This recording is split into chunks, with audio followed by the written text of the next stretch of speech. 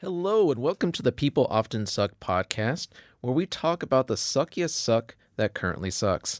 I'm your host, Tom, along with... And I'm TC. And at the end of our episodes, we're going to share uplifting stories that will bring hope back into your heart. But for now, let's start off with our first story. So this one was kind of fun. So we're all aware Disney is not the cheapest of places to take a family. That's true. Got to take a second out on your mortgage. You're right. Yes, which I don't know if you ever catch old commercials on YouTube or something, but I'll occasionally find some like old 90s throwback commercials. And I saw one where it's like, oh, SoCal residents get in for just $25. I'm like, what? I kind of remember those days back then. Yeah. I remember back in college when I was broke, I could afford a seasonal pass. I don't want to tell you how much it was when I started working there in 1984, but I'll tell you that it was under $32. A season pass. Not a season pass. It was for a day ticket. That just gets you in the parking lot. In the parking lot, actually, you can't even get into the parking lot for that. It's $35. Back then, it was $7 for parking. So I don't know if we're saying the company currently is no. This isn't ragging on the person, okay, but okay. It might explain why this person did what they did. So now I'm gonna butcher this name, Jasenia. That sounds pretty good. Yeah, Diaz. She basically tried to sneak her children into Disneyland. Okay. Yeah. So. And you're probably wondering, like, how? She'd hide them under her dress or something? Yeah. No. Basically, she just claimed that they were under 3 years old. Yeah, okay. I mean, there are a lot of parents who do that, yes. Yes. But when the kids are walking and talking and saying, no, I'm 4, well, that raises some red flags. Yeah, just a few. Yeah, that lets the cast members know maybe they're not only 2. Right. So she claims they were both under 3. And the cast members have claimed that she's actually done this a few times. Oh, so she's a repeat offender. Yes. Security got involved, and when they were approaching her, she bolted. Did she leave the kids behind? Well, no.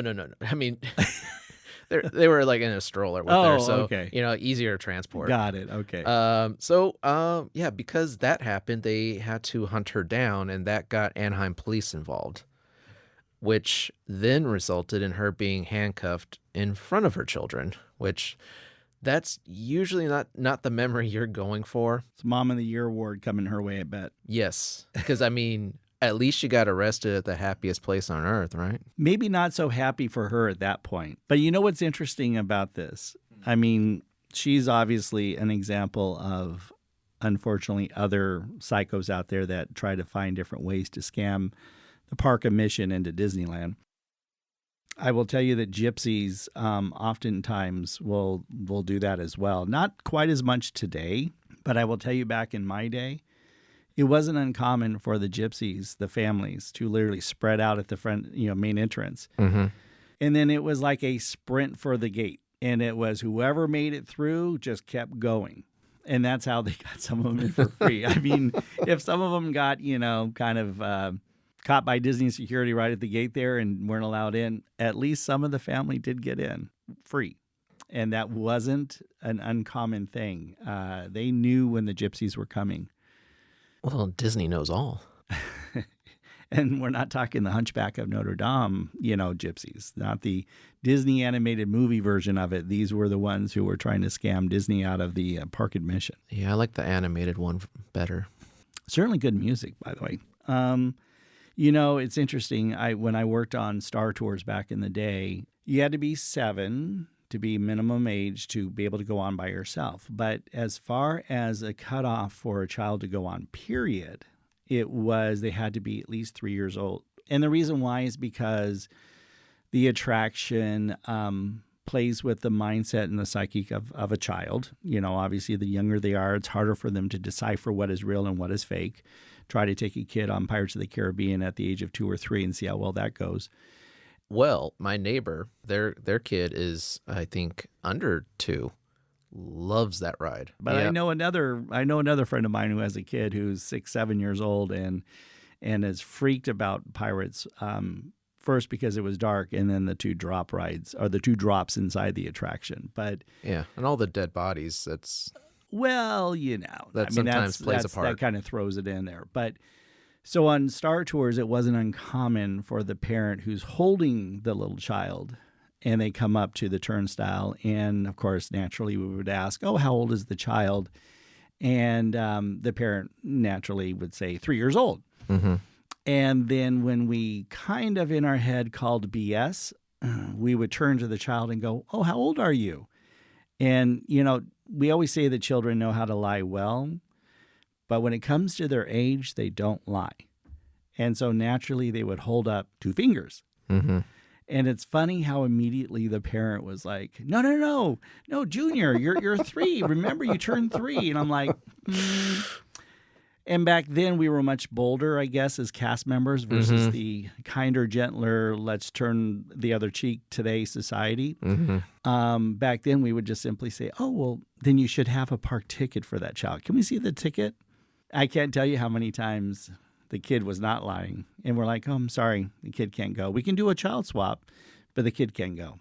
And that was a classic example of how parents can fit in our category of POSs because they don't want to be inconvenienced. And at Disney, it is a true example of them not wanting to be inconvenienced. Oh my gosh. Yeah, just walking through the park, it blows my mind. I mean, I get kids get tired, but a 10-year-old shouldn't be in a stroller unless they physically can't walk. And I know when you're in a rented stroller and your kid's knees are up to their nose, I'm betting that they probably don't have some disability that's preventing them from walking other than being lazy. Well, the parents are also using that stroller to shove a lot of their own stuff in there, Yes. like snacks and personal items. And oh, that's right. There was one parent who used their stroller to shoplift. Not just one. There's been many. Well, you're right. There's been many, but the one that I saw backstage again many, many moons ago when I was backstage, and I saw them as Disney security was walking them over to the backstage security jail. Mm-hmm. And as I talked to one of my friends in security to find out what the skinny was, and they were saying how the child, the baby, is in the stroller with all of this stuff that was around the child being hidden under blankets and things of items that were being shoplifted. And I'm like, this is what we've come to, that you come to Disneyland with your child, your 1-2-year-old child that's inside the stroller, and you're literally filling it with all this merchandise that you're stealing from the park. Yeah, that blows my mind. Like well, especially today. Back when it was $20 to get in, but now it's $120 to get in. And are you trying to make that money back by pocketing a bunch of Mickey ears? Well, Mickey ears that are, $45 each. But yes, you're right. I mean, it's insane. I think, we can talk about the park admission and we can kind of rag on Disney for it being so expensive. But I'm going to say this in their defense. When people go into the parks and they vandalize and they steal and things like that, well, Disney's not just going to roll over and say, "Oh, gosh, probably because of your economic status, you must really deserve that. So we're going to go ahead and we're going to repair that at our expense. And we're going to go ahead and replace that merchandise at our expense and not pass it along to the guests." At the end of the day, if guests and unfortunately some cast members didn't damage the park's property and didn't steal from the company, who knows? Maybe the park admission might be a few bucks cheaper. Maybe. Nah. No, you don't think so? Those darn heartless Disney people, they're going to stick it to them. Hey, yachts aren't cheap. True.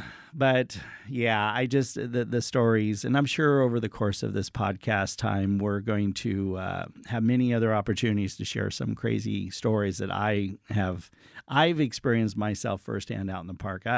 I'll tell you some point when I was working at the Plaza Inn briefly, and I'll just leave it with this. The mom didn't make it to the bathroom for the child. Oh, no. Oh, no. Anyhow, that's a great intro to our first POS for this episode. Thank you for sharing. So what do you got for us?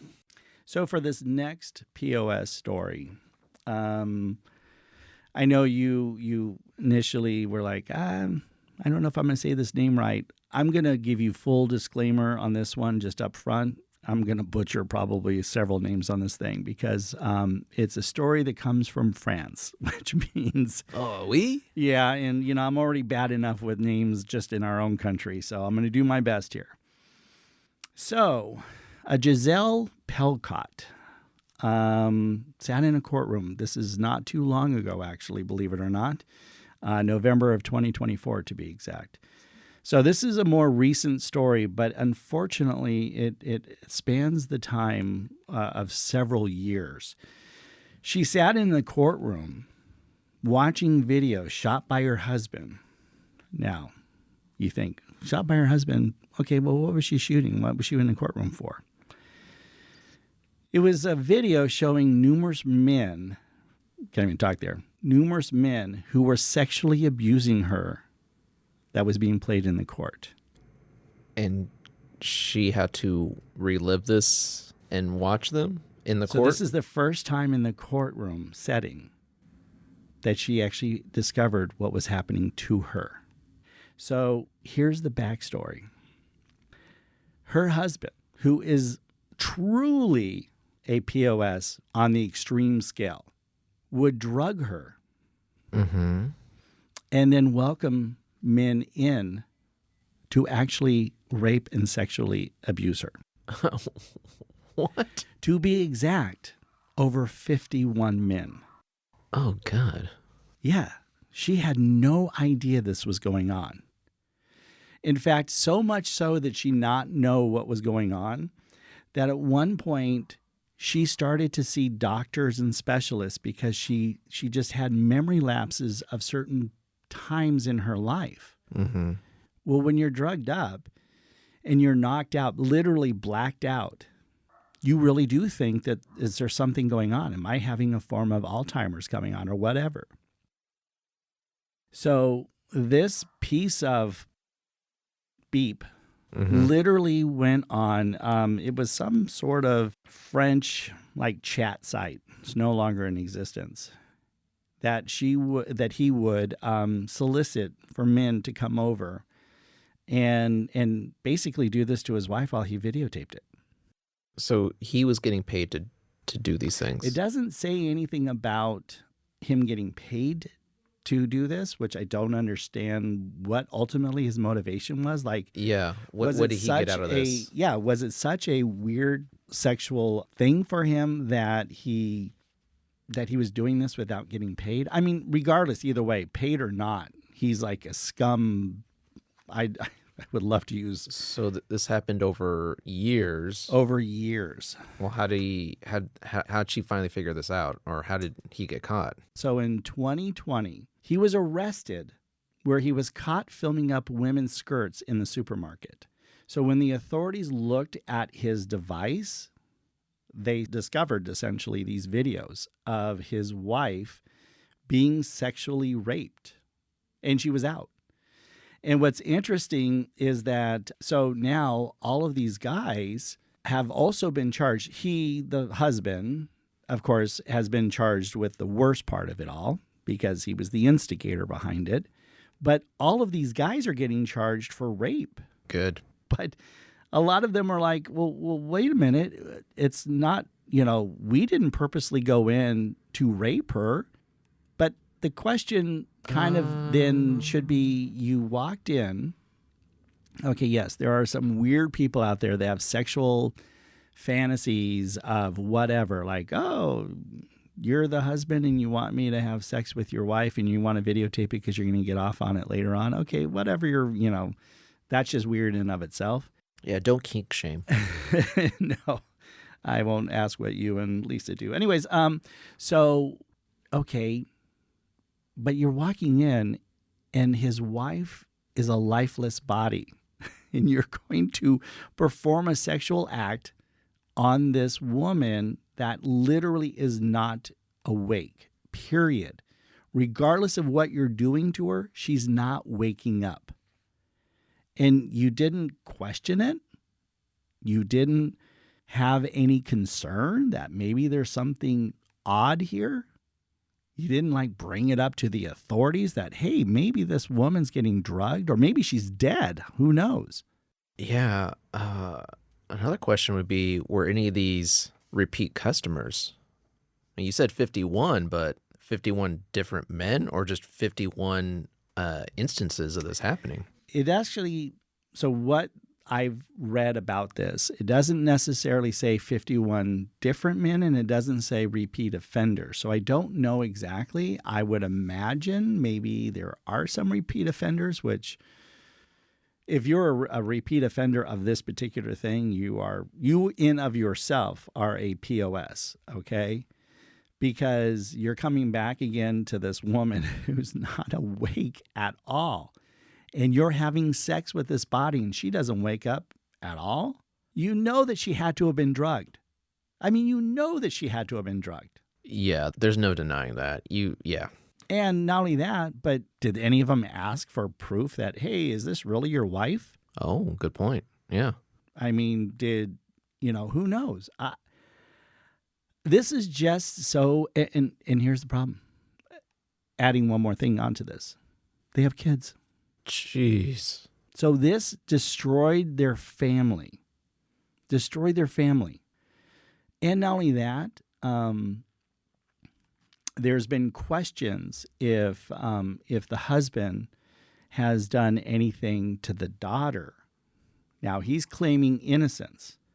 However, when they went through all of his stuff, they found nude pictures of different children. Children too. Mm.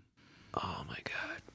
So it's it's so sad to see what is going on in society overall, that this person, just. Well, I hope the French prison holds similar reputations as our prisons do. Just bend you over, don't drop the soap. Make a wife out of you kind of prison. Yeah, I would love for nothing more than this guy in prison to have somebody beat the crap out of him to the point where he blacks out for a little while, and then just let a revolving door of guys coming in and sweet irony. Oh yeah, absolutely. This poor woman has so many years of life that have been robbed from her, where she thought that she was losing it on one aspect. Yeah. And then to be defiled in the worst way possible from random guys that she's never met, never known, and through the trusting of your husband who's doing this to you. Yeah, that'll mess you up, not just physically, but mentally too. I mean, like, how could you trust again? And that kind of attitude could be picked up by the kids too. They're like, how can we trust somebody like after what happened to our mom? Yeah. Yeah, no, absolutely. So this POS, I'm going to go ahead and say his name is Dominique Pelicot, Pelicot. And so this site, which thankfully has been shut down now, I wonder why, over in France, coco.gg is the site. And it's been shut down because there's been an implication of various things found through the site, including murders, rapes, and assaults. Jeez. So he went and found a creepy-ass site that he was able to fulfill his weirdest. Again, I can't even say this is a fantasy. I know people who have weird, kinky fantasies. This is not a weird, kinky fantasy. This is just pure evil. Yeah, this is just sick. So I hope that you take this as food for thought in your own relationship, and hope that Lisa's not giving you any drinks that you don't know what's in it. No, I make my own food. Probably wise. Yeah, just out of habit, really.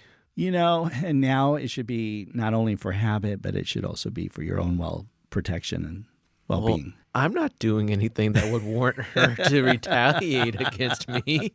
Well, just don't tick her off. I try and do that every day. Yeah, it's sad. Not tick her off, I mean. Yeah, okay, hope not. This is actually the lady, so I'll show you the picture. Well, she's older. Well, she looks older. She's actually, I don't think she's that old, but I mean, she's probably in her 50s or maybe right around 60, perhaps. Oh, rough. But, well, yeah, she's been defiled over 51 times. Honestly, like if you had just showed me I mean, not to put her down, but just, yeah, if you had shown me that picture, I would have guessed she was like in her 70s. Yeah, I would think so. But so we have to give it up to France. You know, they certainly had a very interesting situation that I don't know if we'll find one to top here in the United States, but I'm sure we could probably find one. Yeah, it's not hard. Well, I think we should probably try to find now a good positive story to end on. So yeah, get that taste out of my mouth. Exactly. Gosh. On the lighter side, as we close with this more positive story, there is, airlines don't nowadays have a great reputation as far as going the extra effort in providing customer service, right? I mean, I know you don't fly as often, but you've heard the horror stories. Oh, yes. Being stuck on tarmacs for hours on end, the cattle calling, Yeah, it's not the best experience. No, I mean, when you see old video, and I would encourage anybody out there to go on YouTube and watch some of the old like Pan American TWA videos from back in the day. Flying was a positive, wonderful experience. You can have a smoke, glass of whiskey. How about the smoking part? I do remember many times being in the non-smoking section. You slap a attendant on the butt, let her know you're doing real good. They were called stewardess back then. But anyhow, and I would be in the non-smoking section, and one row back was smoking. It's just so comical to me. It's like there's some invisible force field to keep the smoke away. Exactly. So that was one of the definite downsides. But overall, the airline flight experience just has not gone down, I think, a positive road for the experience of its customers.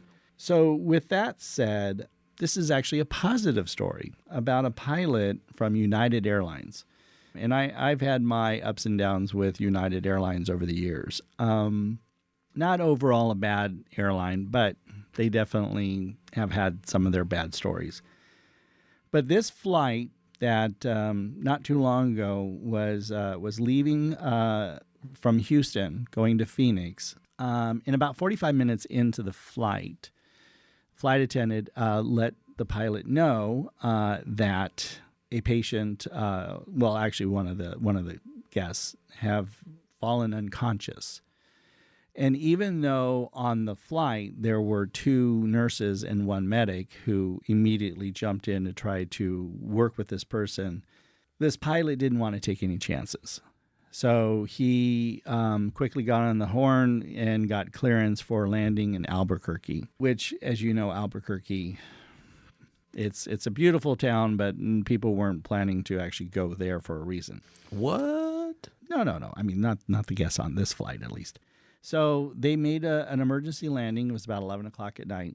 And initially, this pilot thought, okay, this should be a short, like, we're on the ground. We're going to get this guest off the plane. Hopefully they'll be okay eventually and all of that. And we'll get back up in the air right away and get these folks off to their final destination, Phoenix. However, the flight crew was at the end of their call time, their shifts. So making it to to Phoenix would have been fine because their shifts would have been done.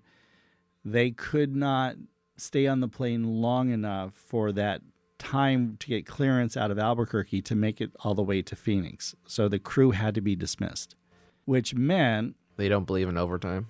No.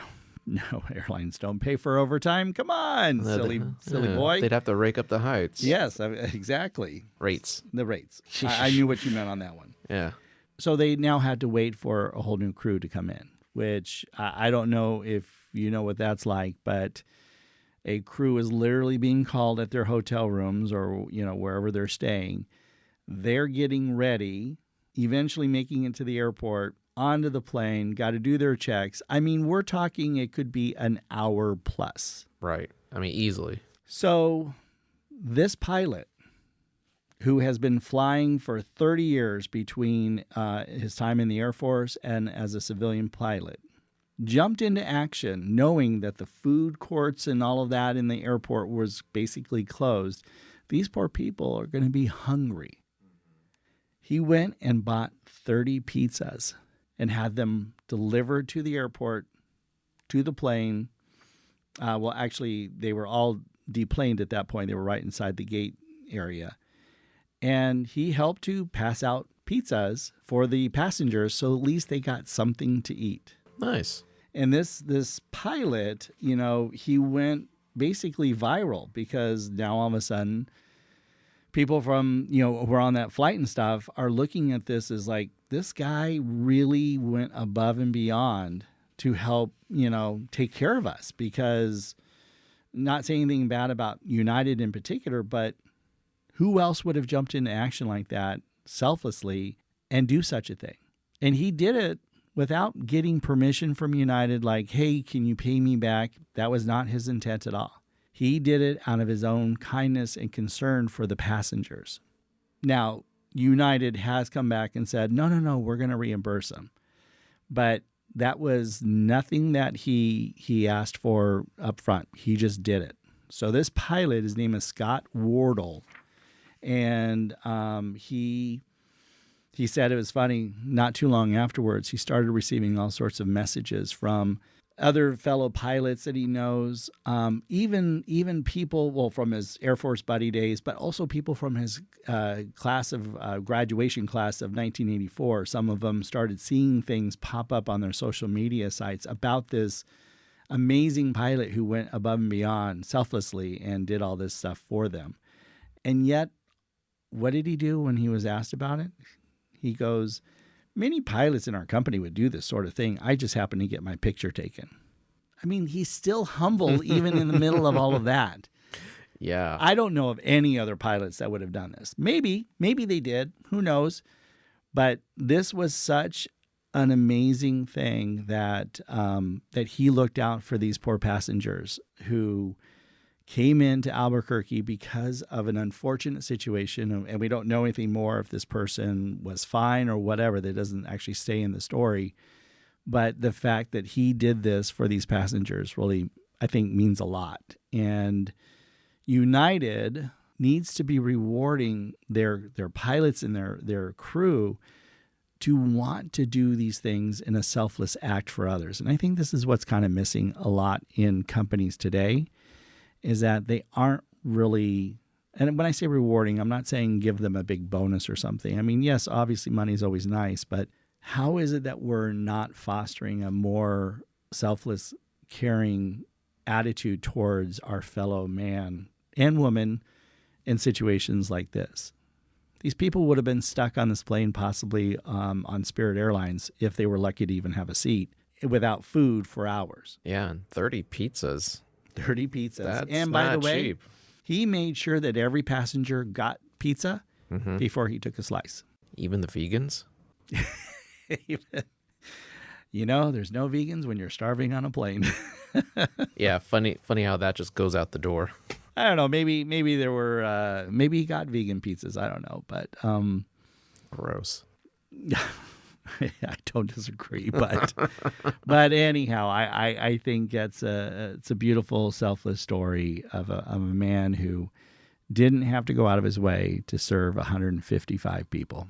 Yeah, that was nice. Yeah. Thank you so much for allowing us to be a part of your busy day. If you haven't already, please like and subscribe for more stories.